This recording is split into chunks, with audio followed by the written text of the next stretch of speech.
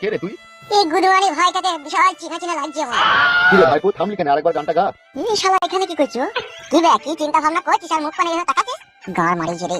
ওকে চিনি না? কি রে বাপ ফালতু? চিনি মানে? ওকে আমি খুব টাটকা চিনি। তাই নাকি? তুই আমাকে চিনিস ভাই? কি করে চিনলি ভাই? চুপ বে গুদমানি ভাই, তুই আমার চোখে ধুলো দিতে পারবি না, বুঝলি তো? সে কি ফালতু? তুই ওকে গালাগালি দিচ্ছিস কেন? ওকে আমি খুব ভালোভাবেই চিনি। কি করে? ওকেই জিজ্ঞেস করো না, তুই আমাকে কি করে চিনলি বে? খেলামো মারাচ্ছিস নাকি তুই? কি হয়েছে কি রে, বলবি তো নাকি? এর নাম ফুটু বাবা। কি রে, তোর নাম ফুটো? না না, আমার নাম ফুটু লয়। শালা হারামি, একদম মিষ্টি কথা বলবি না। তোর নাম ফুটু লয়?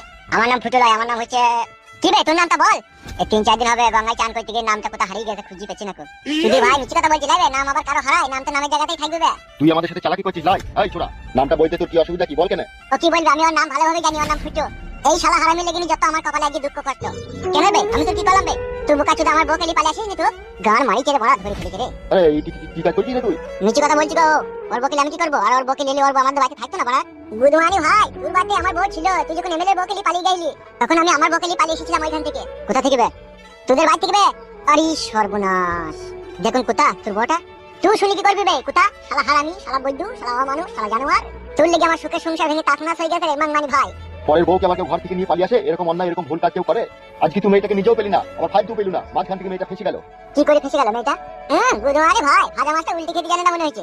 এ বড়া গাল দিবি না বড়া, মারবো বড়া কোনে তোকে। হ্যাঁ মারবে সস্তা তোকে, গায়ে হাত দেখ। আমার আব্বা আছে আমার কাছে, তোর গাড়ি ভেঙে দিবে। হ্যাঁ ফালতু, তুই চুপ, আমি আছি তৈরি।